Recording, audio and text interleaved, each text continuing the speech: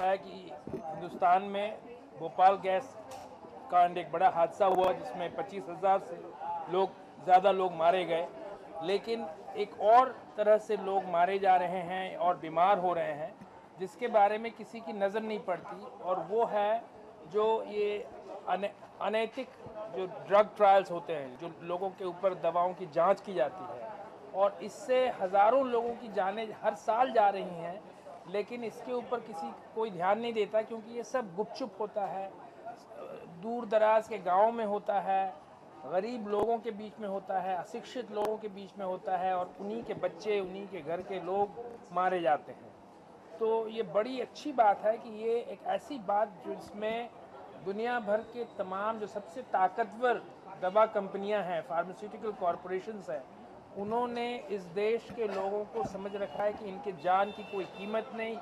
जब गैस कांड के लोगों को न्याय नहीं मिला तो फिर क्या, और भी लोगों को मारते जाओ।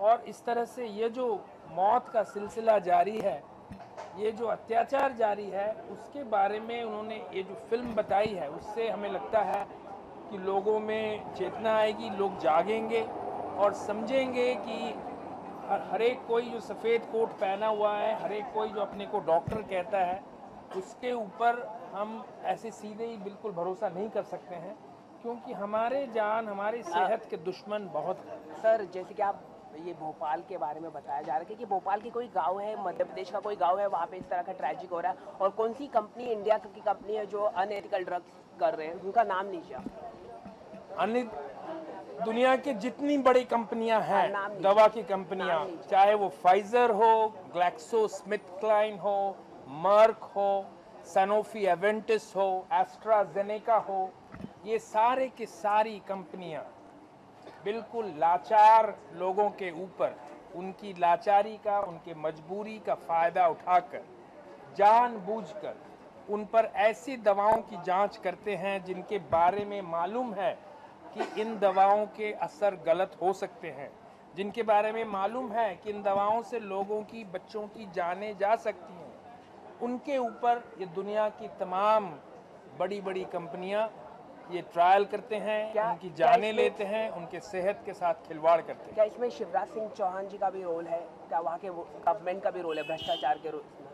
देखिए, गवर्नमेंट का रोल तो इसमें साफ है। जैसे गवर्नमेंट का रोल भोपाल में था कि एक कंपनी हत्यारी कंपनी है, जैसे लोग भोपाल के लोग बोलते हैं यूनियन कार्बाइड हत्यारी है, सरकार को प्यारी है।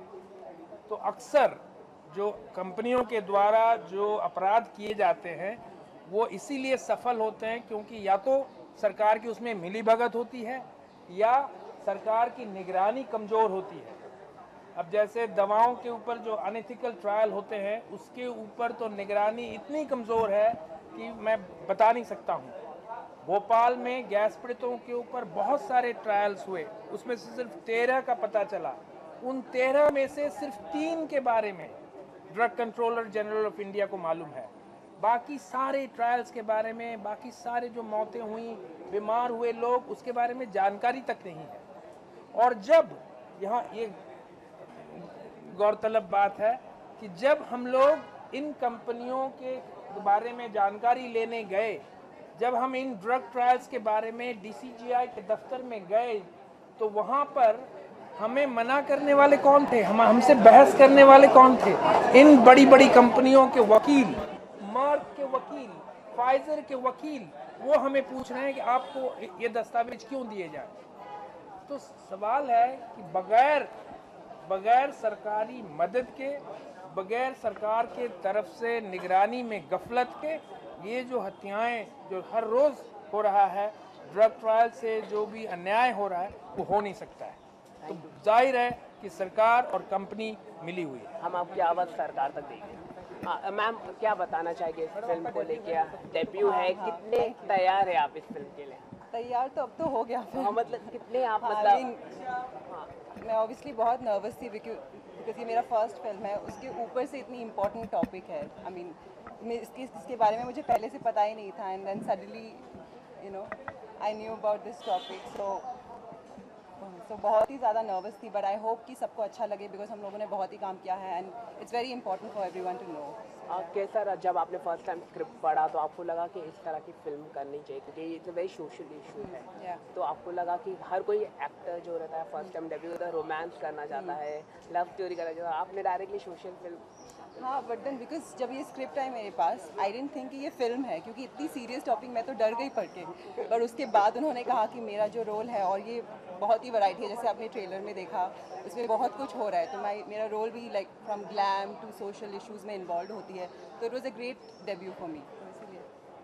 आगे आने वाले दिनों में हम देखेंगे कि किस तरह किन हीरो के साथ में आप काम करना चाहेंगे, आपका कौन कौन आपके फेवरेट है, किन से आप इंस्पायर्ड? और तीनों खान में से एक खान कौन? आपका फेवरेट? आपका फेवरेट? सब है, सबके, अभी तो बस शुरू किया है ना, सबके साथ काम करना चाहूँगी मैं, ऐसा कोई फेवरेट नहीं है at the moment, I love everything. Thank you so much and best of luck. Thank you so much.